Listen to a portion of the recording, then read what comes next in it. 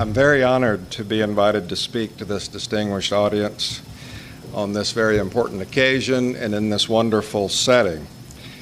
Let me hasten to confess, especially because there is going to be Q&A, probably more Q than A later. Let me confess that I'm not a Bastiat scholar, nor a scholar of any kind. What I am is an admirer of Bastiat, a fan. I want to be like him when I grow up. Since confession is supposed to be good for the soul, let me confess that I'm here today as a free writer. My invitation about a year and a half ago resulted from an article on Bastiat published by the Federal Reserve Bank of Dallas. While the article was my idea, I was not the author. My colleague Bob Formani wrote the article. Bob and my French colleague Erwin Quinton are here today to rescue me and keep me from drowning if I get out of the shallows and go beyond my depth, to use a phrase that may be familiar to you. I might also say that my friend Dwight Lee is here. Dwight is the chair of free enterprise at my alma mater, the University of Georgia, but for the last 2 years he has spent 1/12 of the year at the Dallas Fed, so we claim a little bit of him as well. My introduction to Bastiat as a student was snippets from the petition of the candlemakers in economics textbooks. The brilliance of the petition still thrills and inspires me.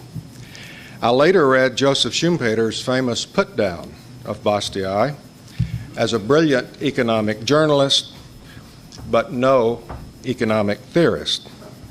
This mean-spirited assessment offended me at first, but at first I accepted it as gospel. After all, Schumpeter's History of Economic Analysis is a very thick book. It has gravitas. I don't give that much weight to fat books anymore. I prefer skinny books, but I was once young and impressionable. Let me say parenthetically that while Schumpeter had his faults, especially his less than optimistic view of the future of capitalism and his down-his-nose view of Bastiat, he was good in most respects, notably his focus on creative destruction and his focus on the crucial role of the entrepreneur. Regarding Schumpeter's negative view of Bastiat as a theorist, however, Henry Hazlitt said it best. He likened it to criticizing an apple tree for not bearing bananas. Hazlitt described Bastiat as an economic pamphleteer, the greatest exposer of economic fallacies, the most powerful champion of free trade on the European continent. He said that anyone who has ever read and understood Bastiat must be immune to the protectionist disease or the illusions of the welfare state, except in a very attenuated form. Bastiat killed protectionism and socialism with ridicule. Bastiat may have killed protectionism and socialism with ridicule, but I'm afraid that he forgot to drive a stake through their hearts. Of Bastiat as an economic pamphleteer, Hazlitt said that his contributions were, quote, no mean achievement, nothing to be treated patronizingly. Economics, he says, is preeminently a practical science. It does no good for its fundamental principles to be discovered unless they are applied, and they will not be applied unless they are widely understood. I translate pamphleteer in today's language as an editorial writer, a talking head on TV, a teacher, an economic educator. We at the Dallas Fed have an active economic education program with publications, speeches, conferences, and workshops designed to help teachers teach economics. I tell those teachers that if Bastiat is not already their patron saint, he ought to be. Our article on Bastiat at the Dallas Fed was prepared for their benefit. In the same series, we also have articles on Hayek, Tocqueville, Hazlitt, and soon Schumpeter. While I no longer agree with the negative part of Schumpeter's assessment, I do base my admiration for Bastiat on his brilliance as an economic journalist or pamphleteer. As for any perceived shortcomings as an economic theorist, I wonder how many theorists have done the world as much good toiling on the frontiers of pure theory. Adam Smith taught us the advantages of trade. David Ricardo refined Smith's absolute advantage into more universally applicable comparative advantage. But I'll bet you can count such seminal contributions on your fingers and toes. At least as valuable as a practical matter is the ability to teach the lessons of good economics to real people and their political representatives, making sound economics interesting, readable, and understandable, and using it to shoot down dangerous myths and nonsense with wit, wisdom, and good humor. Someone must teach good economics in the language of the common man and make the world safer for sound economic policies. Whether the common man be Jacques Bonhomme, aka James Goodfellow, John Bull, or Joe Sixpack in the US. In Texas, his name is Dickie Flat to the sophisticated and Bubba to the rest of us. Where I come from, Bubba is not an acronym for the Bundesbank. The ability to move the frontier of economics closer to the people and the people closer to the frontier of economics should not be underestimated or undervalued. I try to make it my business to narrow that vast gap, at least to half vast. Schumpeter was half wrong about Bastiat, but even if he had been totally right, Bastiat would still be my hero. To be brutally honest about it, and speaking primarily for myself and not you, the intellectual bar that Schumpeter sets for pure theorists is set pretty high. Most of us, by definition, don't have IQs 3 standard deviations to the right of the mean, and thus don't qualify. What should we do? Do we tuck tail and watch daytime TV, or do we try to bring the message from the mountaintop down to the folks in the valley? After all, even Moses was only a messenger. I may admire Bastiat in part because I share his perceived limitations. As Clint Eastwood's Dirty Harry says, a man's got to know his limitations. I find myself under the tall part of the IQ bell curve, hopefully right of center, but certainly with plenty of headroom. And frankly, for all our sakes, I'd rather have those in the right tail of the curve go into medical research rather than economic research. I want to live longer as well as better. Besides the headroom problem, I didn't have enough math before studying economics at the University of Georgia, so I didn't become a quantitative economist. I'm not sure I became a qualitative economist either, but whatever I became, I got over it eventually. I identify with Glenn Campbell, singer and expert guitar picker. When asked condescendingly, I assume, if he could read music, he said, yes, I can read music, but not enough to hurt my picking. That's my answer too. I can read economics, but not enough to hurt my picking.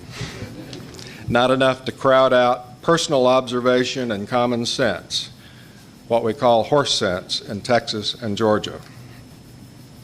One might say that I studied economics in English rather than math, the slow-talking version of English spoken in the American South. Jacques, our conference organizer, asked me to speak slowly today because English is not the first language of many of you. Since I learned to talk in Georgia and refined my talking skills in Texas, some people would say English isn't my first language either. The advice to talk slow was good advice, but probably redundant. Of course, the downside of my Southern roots is that they add stretch to my goal of being like Bastiat when I grow up. I'll have to be a Southern fried version of a French satirist.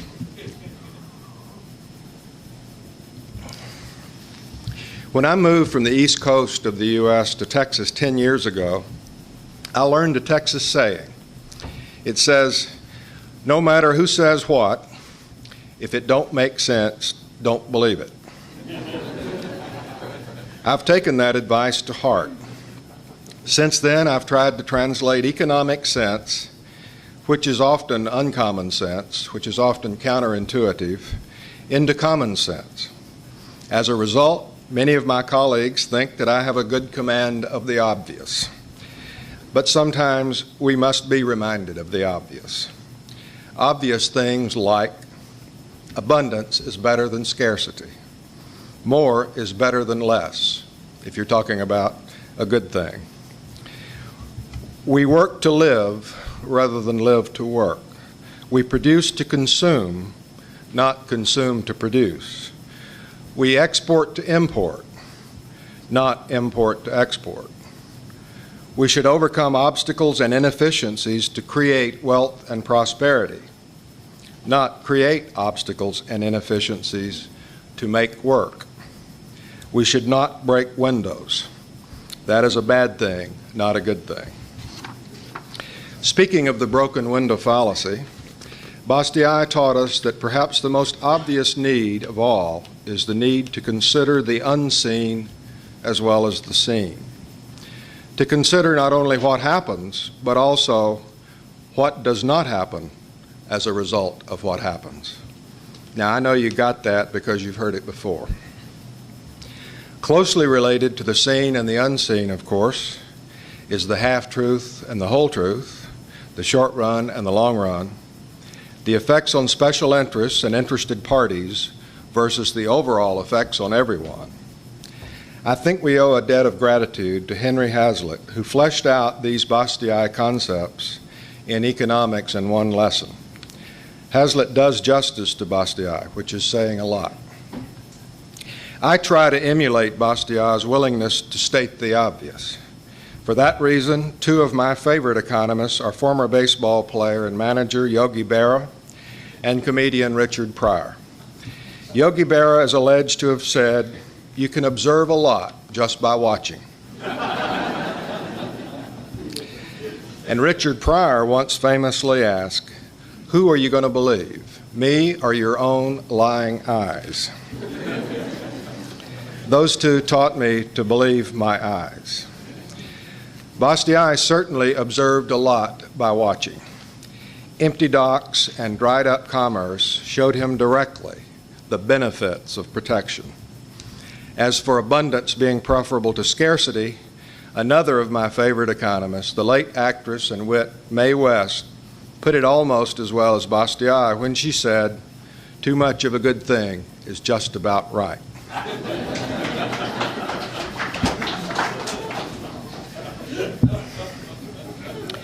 A recent example of denying or ignoring scarcity is the electricity mess in California. Californians for years have demonstrated a love of power and a disdain for power plants. Preferring clean air, they have built little new power generating capacity in recent years. Then they deregulated a portion of their electricity market, but kept price controls at the consumer level. As the cost of generating electricity and buying it from non-California sources rose, consumer price caps provided no market incentive for new supplies or reduced demand.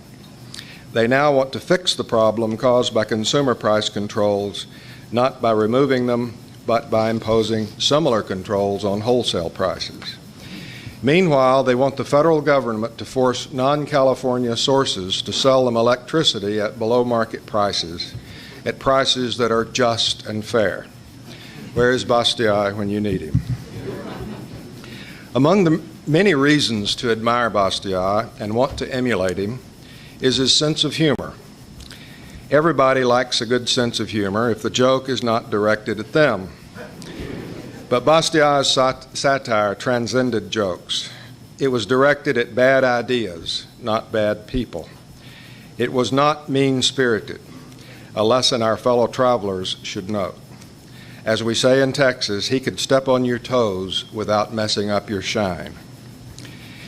It amazes me how fresh and contemporary Bastiat's writing sounds after 150 years, and in a different language. The probability of the writing being that good must be multiplied by the probability of a good translation. With each probability presumably less than 1, the fantastic outcome does seem to be a miracle. I almost got quantitative there. Not only does Bastiat's writing sound modern, so do his topics. In the USA, we still hope for scarcity in the name of jobs. What I call the fallacy of job counting permeates and pollutes public policy.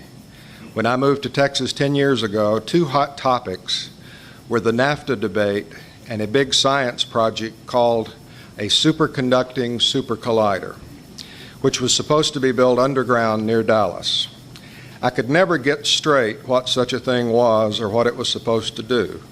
Smart people assured me that it was a good thing. The problem for me was that press discussion about it was not about its merits, but about job creation. I guess it would have become even more valuable if they'd struck rock while digging. Digging with shovels or spoons, of course, and with the left hand only. The good guys finally won the NAFTA debate. In saying that, let me remind you that NAFTA is not a customs union.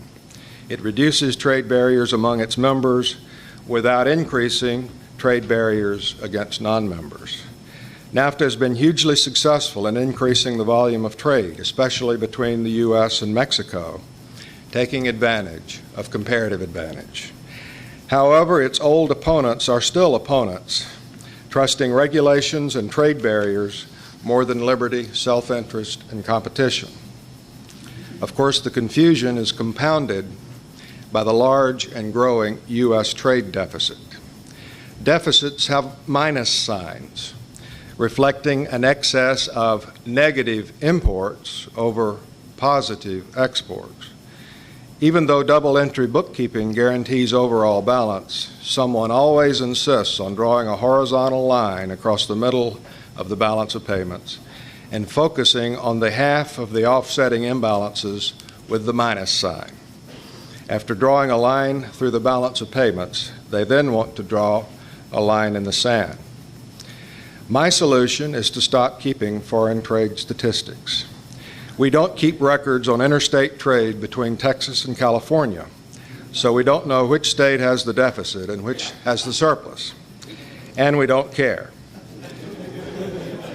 But if we kept the statistics, we would know, and the deficit state would do something foolish to correct its problem. The folly of trade accounting can be illustrated by a song by genius Texas singer-songwriter and sculptor Terry Allen, which reminded me of Bastiat's ship example. In his song, Terry Allen tells of a truckload of art to be delivered from New York City to California. The truck was filled with the most significant piles and influential heaps of artwork ever to be assembled in modern times, according to the song. But the truck turned over and rolled off the road and burned near the highway. It would have been a terrible sight if anyone had seen it. But in trade accounting terms, the outcome was ideal. New York exported the art. California didn't have to import it, and the wreck created work for the Highway Patrol.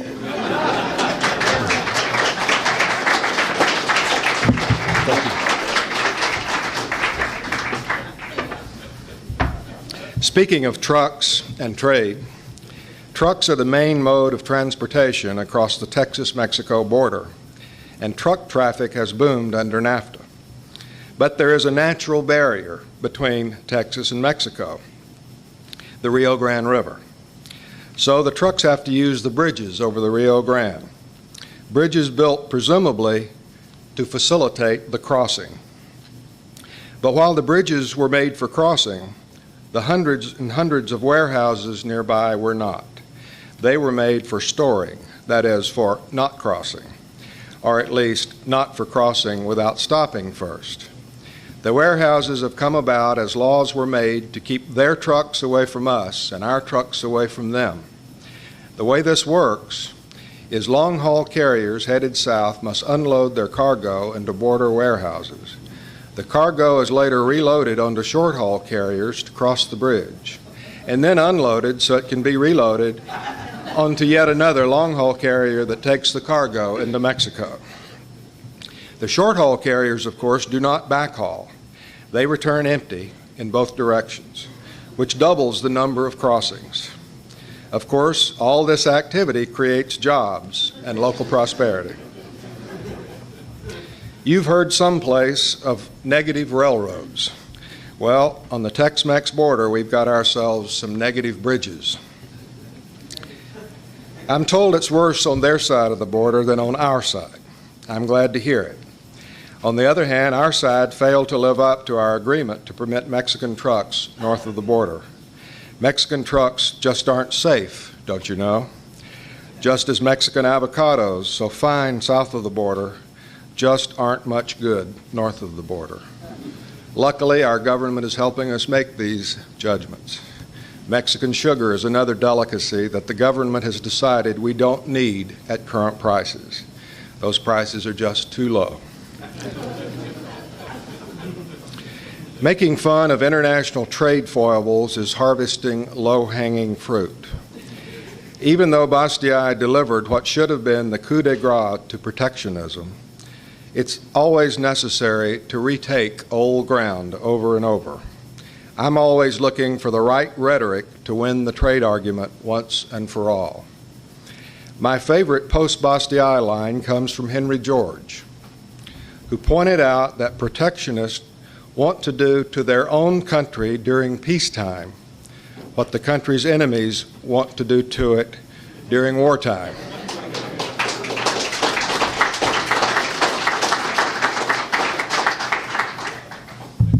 i.e. close its borders to imports.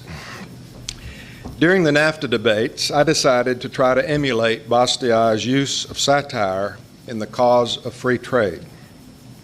At the time, country music icon Merle Haggard had a song on the radio titled Rainbow Stew, which describes his version of utopia. One of the verses goes like this: when they find out how to burn water and the gasoline car is gone, when an airplane flies without any fuel and the sunlight heats our home, one of these days when the air clears up and the sun comes shining through, we'll all be drinking that free bubble up and eating that rainbow stew. I wrote an op-ed piece, a pamphlet I guess you would say, titled Free Trade and Rainbow Stew, that questioned, tongue-in-cheek, the loss of jobs if Merrill's fantasy came true. If we did not want cheaper goods from Mexico, then surely we would not want water and sunlight powering our cars and heating our homes. Think of all the lost jobs in the West Texas oil fields.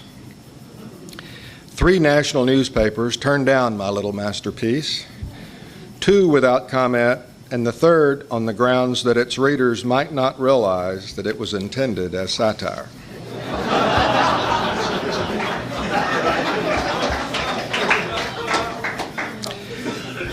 But I had fallen in love with the title, Free Trade and Rainbow Stew, and I was determined to get it in print. So much so that I shortened the piece and made the satire much less subtle, and a newspaper in Austin, Texas printed it. But they changed my title. So much for my brief fling as the Bastiat of Texas. Now, while we all have country music on our minds, I should point out that I get much of my wisdom from country music. Much country music is done with 3 guitar chords. A while back, I heard a song titled 3 Chords and the Truth. In it, Sarah Evans sings, "He changed my mind with 3 chords and the truth." I immediately, as you would, thought of the difficulty free traders have had changing doubting minds on free trade. We've had the truth since Adam Smith. What we've always needed are the right 3 chords. That reminds me of a story about Mark Twain and his wife, who wanted to help him stop swearing. To show him how bad his swearing sounded, she imitated him, using every expletive she could think of. When she finished, Twain told her that she had the words, but not the music. More than anyone else on the planet, when it comes to individual freedom and liberty, Claude Frederic Bastiat had the words and he had the music. Thank you very much.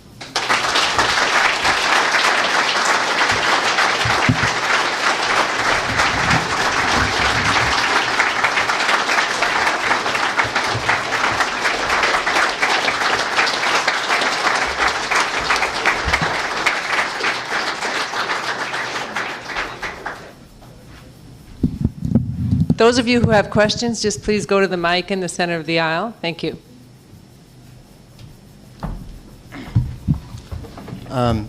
You acknowledge that when governments depress prices of electricity below their market level, that the result is shortages and power outages and so forth, rotating power outages. And you could have easily said that when governments elevate prices above their market level, such as the ex-Republican senator from Vermont wants to do with milk, the result is poor producers remaining in production and consumers suffering with high prices.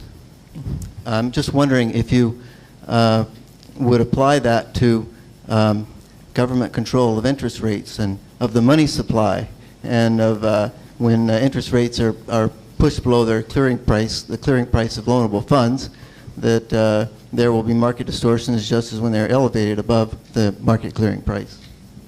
I figured that'd be the third question, not the first one. If that were asked in other forums, I think I would be able to answer it to their satisfaction. I'm probably not going to be able to answer it to yours.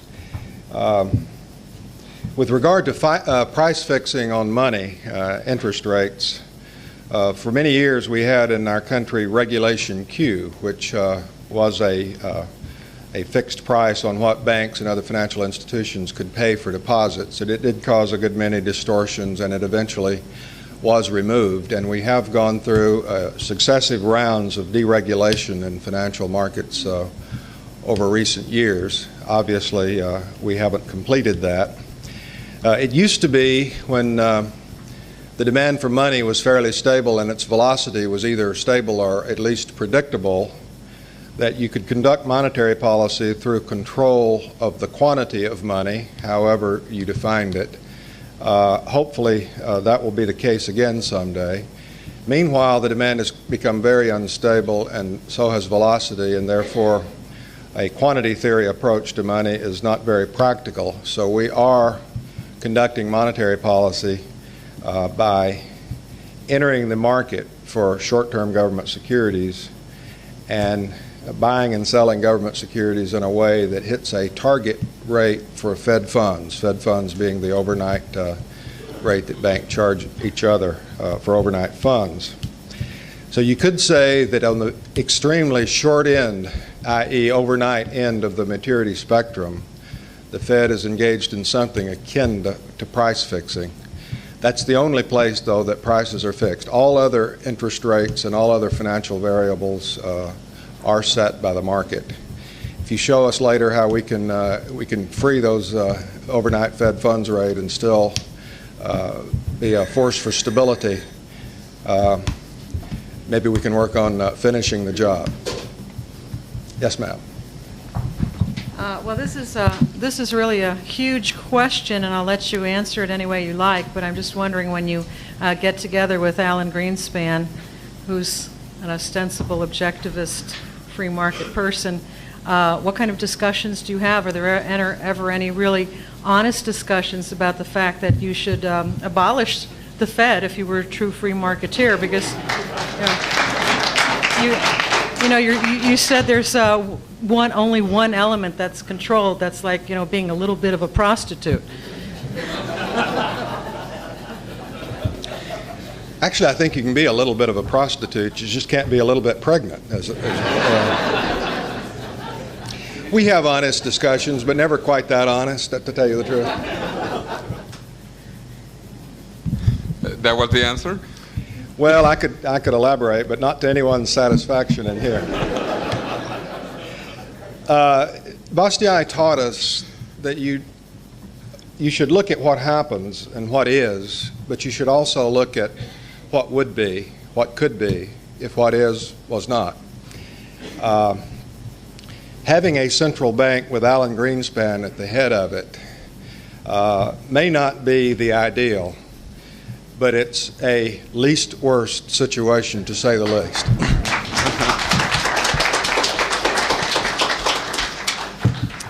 Jose Cordeiro from Venezuela. I had the pleasure to meet you last year in the dollarization conference that you organized in the Dallas Reserve. I'm working on dollarization in Latin America and in the Balkans. Actually, in the Balkans, it is markization, euroization. And I think this is an interesting discussion now that the euro is coming up. And I also see it at the worst evil. You know, at least in Latin America, I want the dollar because certainly it's better than the currencies we have. Okay, we can eliminate our problems and then pass them on to you. So anyway, what is your view? Because this morning coming out with some Swedes, they said, no, we don't want the euro and all of that. But I think it's a political reality. I mean, this is something that's going to happen. So knowing that as a fact, and also the, in 5 months, so what do you see is going to happen with the money, the future of the money, and with dollarization in Latin America? Well, as you know very well, one interesting wrinkle on that is that Mr. Covello of Argentina, who is the author of the original currency board system that pegged the Argentine peso 1-for-1 with the dollar about 10 years ago, is now proposing that they tie the peso to a combination of the dollar and the euro. It's hard for me to imagine how that could work, but I hope something works well for them because they've had a very hard time of it. My position on dollarization is that it's none of my business. I grew up in college reading Milton Friedman and was pretty much persuaded of the advantages of floating exchange rates. In recent years, I've come to believe that floating exchange rates are still best between major currencies that have a history of stability. If you don't have that precondition, tying your currency to something stable probably is the preferable option, whether it be something like gold or something like the dollar. Right now the dollar is as good as gold or a little bit better, but that's not likely to always be the case. Countries that have that do not have a long history of stable currencies and low inflation should consider the option of dollarizing, of tying their currency, either tying their currency to the dollar or preferably adopting the dollar as their own currency. They can do that without U.S. permission. They probably would be happier doing it without U.S. permission than negotiating it with the U.S. As you know, Connie Mack, who is retired now, senator from Florida, did have a bill before Congress that would compensate countries that dollarize for some of their lost seigniorage. Basically, he would give about 80 or 90% of the value of the lost seigniorage to them as a contribution, because we would have increased seigniorage because of more outstanding dollars. That's the kind of arrangement that would require negotiation between the countries. But any small country that would like to have the Federal Reserve conducting its monetary policy for them rather than doing their own could achieve that by dollarizing. And I don't want to stand up here with the press present and say I'm encouraging it, but I wouldn't discourage it. It's really, seriously, none of my business. It's up to them. Yes, yesterday we were confronted with the attack group, the communist group that was at the meeting with the Bastiat presentation. They were big on a gentleman, I guess he was an economist from Chicago School, called Tobin. And he's advocating apparently a tax on arbitrageurs who punish countries for their bad policies, in effect lowering the value of the baht or the mark or the franc whatever it is, and they want to use that money apparently to fund international organizations such as the UN for relief and things like that. Do you have any comments on, I guess would be called the Tobin tax? Yeah, no, I really don't know enough about it to comment on it. I gather it's just a small per unit tax on a lot of units that would generate a lot of money. That has from time to time been suggested in the U.S., and I believe I'm correct in saying the Fed has always been against it. I believe it came to the attention of the Senate Banking Committee not long ago, and its then chairman, Senator Phil Gramm of Texas, was decidedly against it. But because of price fixing of milk in Vermont, he's no longer the chairman of the Senate Banking Committee, and that has changed hands, and taxes like that could possibly get attention in the future. But no, I would not be for such a tax. Would Bastiat, what would he say from your understanding of tax money going to an international organization but unrelated to any group? In other words, it wouldn't be tied to the French economy, wouldn't be tied to any economy, it would be just monies for an international thing. Well, I suspect he would not be highly in favor of it.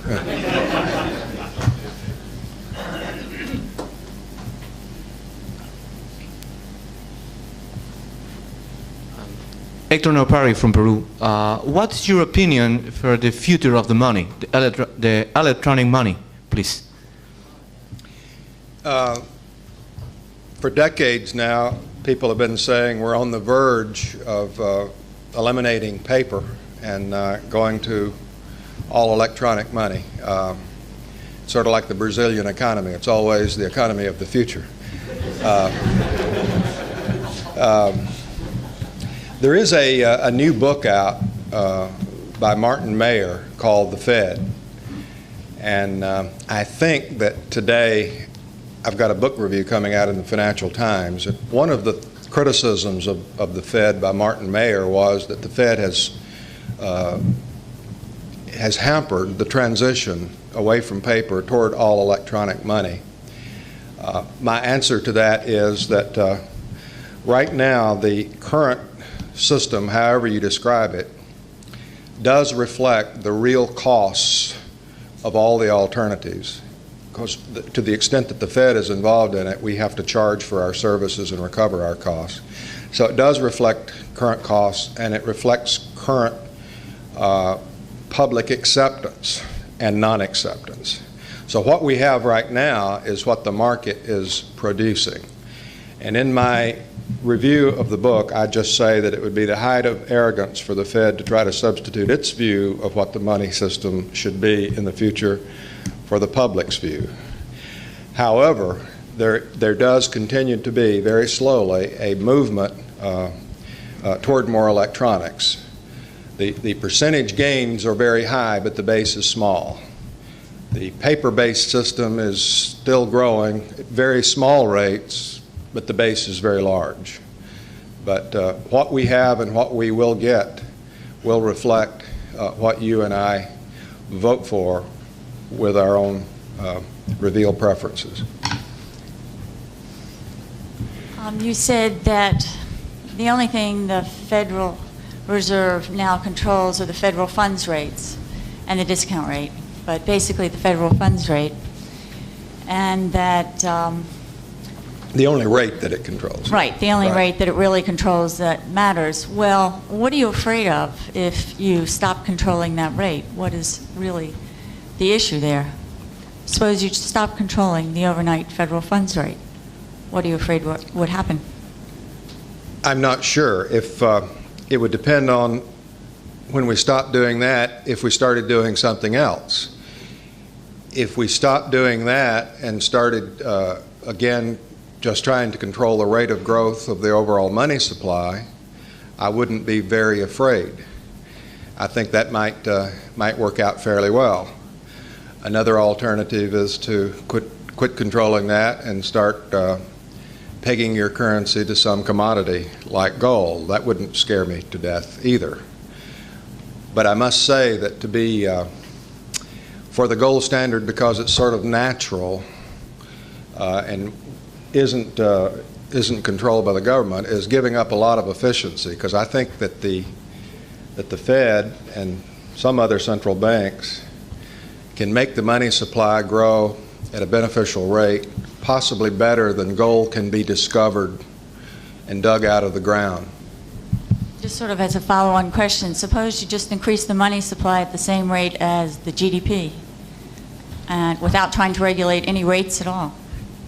Well, that's approximately the way it would be done. Milton Friedman used to say 3% a year, per quarter, per month, per week, and per day.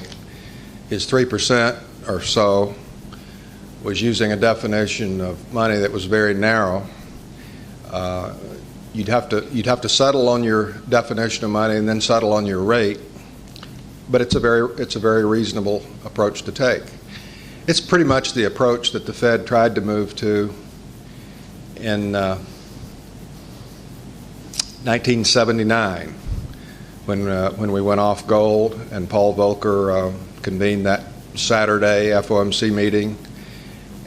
We had been trying to control the money supply through interest rates up until that time. The decision was made to quit worrying about interest rates and just control money.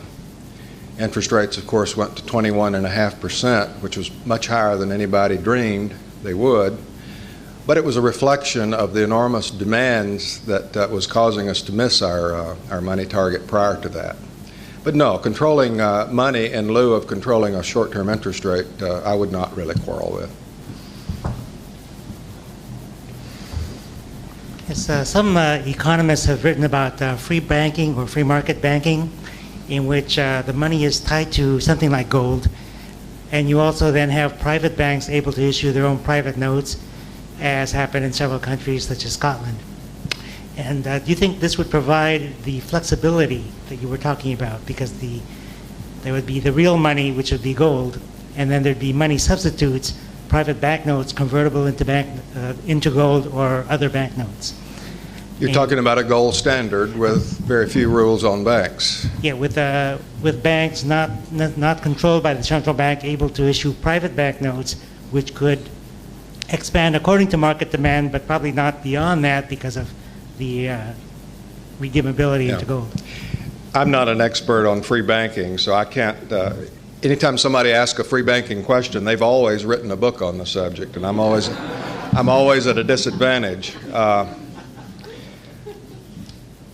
Alan Greenspan, in some of his speeches, has given sort of a positive nod in the direction of free banking. So, as a conceptual thing, I think it's not very opposed. I think it's just sort of a practical thing. I mean, if it's going to be done in the context of going back to a gold standard, I think the first set of hurdles was how do you get to the gold standard, and then after that you can start freeing up the banking system. But I must say that under the gold standard, banking was not all that stable in practice through all of history. Yes, sir. Yeah, I guess I'm wanting to rub it in a little bit more. No, I agree with Fred. To carry it further, but I don't see why when you spoke of the gold standard, you've spoken of governments tying their currency to a commodity or something like that, and I'm suggesting that it not be that way. That governments are not having currency, not being in charge of the currency, as Fred suggested.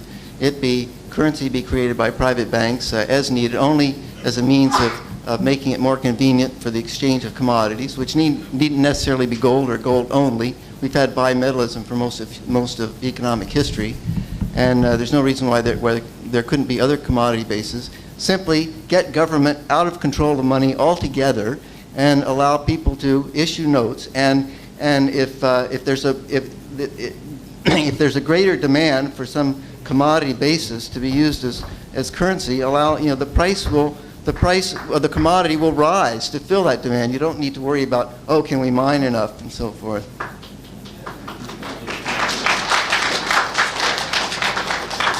I think probably American Airlines frequent flyer miles are going to be our private money. John Kingman from Costa Rica. I work in the mining business, and we're pretty good with my colleagues at engaging in wild speculation about the nature and consequences of central bank loans to outfits like Barrick Mining and others. Can you comment on that whole business? No, I don't know anything about it. The Fed does not make any loans to anyone other than financial institutions in the U.S., so we don't have any central bank loans like that. Sorry to interrupt. No, go ahead. These are loans of physical gold. They're claimed essentially short selling. Don't know. No, I don't know anything about it. The New York Fed has a lot of gold in its vaults that's owned by foreign countries. All the U.S. gold is buried at Fort Knox, and that's about my extent of knowledge of gold.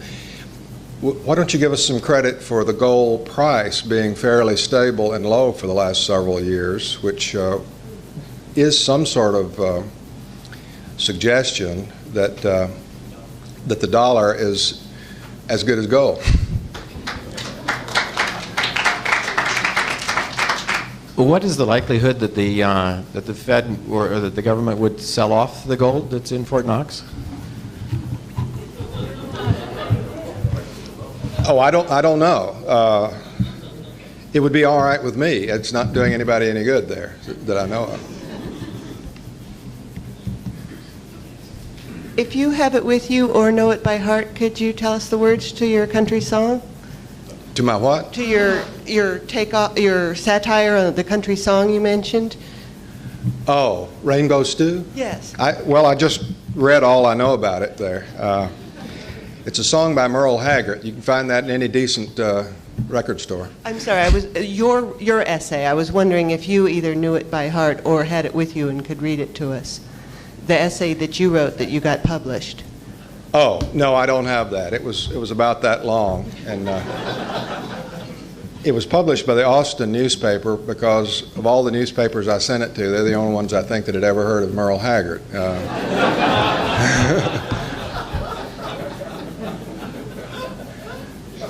This thing's going downhill, Mary Lou. Do you have any influence on economic decisions in neighboring states, mainly Arizona, New Mexico, and so forth, as far as our legislators and their interaction with Mexico, the border problems that you kind of alluded to? No.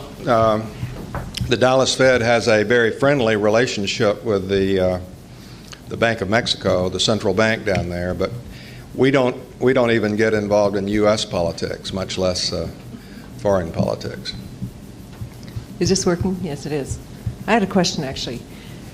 Is there any relationship between what the Fed has to do with currencies and with the central government controlling the Internet? Not to my knowledge, no. What is your opinion of the WTO and GATT? Well, I think the initials WTO, standing for the World Trade Organization, that's sort of an unfortunate name. Back when it was GATT, the General Agreement on Tariffs and Trade, it didn't seem to arouse such strong feelings. I basically am for free trade, and I guess in today's world as it is now, you need to have some rules of the game for free trade. And if you're going to have some rules of the game, you probably need some place to go to try to get those rules enforced or changed, interpreted, and so forth. For that reason, I would think that some organization like GATT or WTO, if it didn't exist, probably would have to be created. I do not believe that the WTO is some sort of supranational agency that's taking over the world and controlling all of the countries. I'd be against it if I thought it was doing that. We win a few and we lose a few, and some that we lose, we deserve to lose. For example, it's not WTO, I guess it was the administrative thing on NAFTA ruled against the U.S. on trucks, Mexican trucks in the U.S. We clearly, as far as I can tell, broke our word on that and broke the agreement on that. Yes, ma'am. I'm not quite sure how to ask this, but you seem to be defending the Federal Reserve of the United States, and you know. That's who writes my check. I understand, but I have, you know, from my limited, highly ignorant point of view, have felt that at rare moments in the past that Alan Greenspan was doing a good job. I mean, I live in the United States and I'm well off, so, you know, I'm sort of pleased. But isn't this like an anomaly? Aren't you afraid that, you know, maybe a couple of decades down the road, this whole system will be taken over by all kinds of idiots? And I'm sorry, I'm not really doing justice to my thoughts, but how long can this go on? I mean, you know, here, that's all the socialists that I've ever known say, well, it would work if we only had good people. So here's the Federal Reserve with good people making smart decisions. How long is this going to last? I mean, but it does have a lot of checks and balances. The 7 members of the Board of Governors in Washington, their terms are staggered so that if they serve out their terms, they can't all be appointed by the same president. Of course, that system is flawed because the salaries are so low they can't serve out their terms unless they're wealthy before they arrive. The other voting members on the FOMC, the 12 Reserve Bank presidents, are chosen by the local boards of directors of the reserve banks in their local communities, and they have to be ratified by the Board of Governors. The governors have to be ratified by the Senate. So there are some checks and balances in the system that would keep it from going so extremely in the direction you're talking about, unless the whole country has already gotten there first, then it would be dragged along as well. I don't have any good answers for that. During your tenure at the Dallas Fed, you've sponsored and overseen very creative and I think pioneering research, particularly by Mike Cox and Rick Alm, on the manner in which the free market promotes in a Schumpeterian way increasingly improved living standards of Americans and people who live under market systems. I'm curious about the response, particularly of your Fed colleagues elsewhere and other U.S. Federal Reserve banks, to that research and to the extent to which the Dallas Fed promotes it.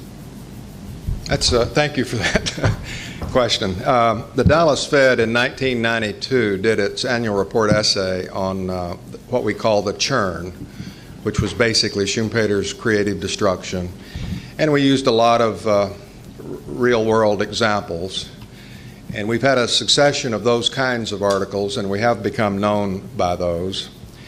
I have tried to attach my president's letter, do something personally, say something personal about the various topics. For example, in the churn, I pointed out that my great-grandfather and my grandfather were blacksmiths, put out of work by the automobile, but my dad started out in a small service station and built a truck stop. So he got a job from the industry that put his dad out of business. Dad was doing really well. Then they put I-75 about 18 miles east of the truck stop, and it dried up. It's sitting empty right now. And I'm making my living doing something I can't even explain to you. So it has been very personal. The serious economists in the Federal Reserve System look down their nose a little bit at our series of essays. They say it's anecdotal stuff. My answer to that is life is just one anecdote after another. Life is anecdotal. But they look down their nose just a little bit at our stuff as saying it's not really all that serious research. But they're a little bit envious too, because it gets a lot of attention and a lot of people like it a lot. My colleagues think that I'm a little bit off the wall, a little bit crazy with some of the things I put in there. For example, 2 years ago, I put a picture of myself at Adam Smith's grave, and Buddy Holly's grave, and Sam Houston's grave. Next year it may be Bastiat's event last night. Alan Greenspan has not said anything critical, and the other governors have not said anything critical, at least to my face. They tolerate us. Think we're a little bit off the wall, a little bit envious of us, envious, I believe, as well. We'll make this the last question. Bill, sorry, Dagny. One of the things that seems to really upset the kind of people who greeted us last night at our meeting is that with world capital markets being as flexible as they are, currency traders like Soros can go say, oh, the people in Malaysia are mistreating me, I'm going to take my money out of there and go away, and suddenly the economy collapses because the political manipulations that they've been doing have assumed a certain amount of stability and it goes away. How much is the Fed being driven now by U.S. internal economic needs, and how much is it being driven towards stability by the world capital markets forcing it to behave? The official line, which is the truth, is that we base monetary policy on U.S. needs, not on foreign needs. However, exchange rates are important and world interest rate levels are important. So to the extent that foreign economic developments have an impact on the U.S. economy, they're taken into account. But we don't base monetary policy on anything other than U.S. developments. The bond vigilantes have been taking the law into their own hands in this country for a long time, and you're describing the foreign exchange vigilantes and the hedge fund vigilantes. That's probably a good thing because their view of the way the world ought to be pretty much coincides with our view of the way the world ought to be. Certainly the internet and other information technologies are reducing the power of governments and central banks relative to the individual. And so that's probably a good thing. And on a final note, I stopped beating my wife about 3 years ago. Thank you very much. Thank you, Bill.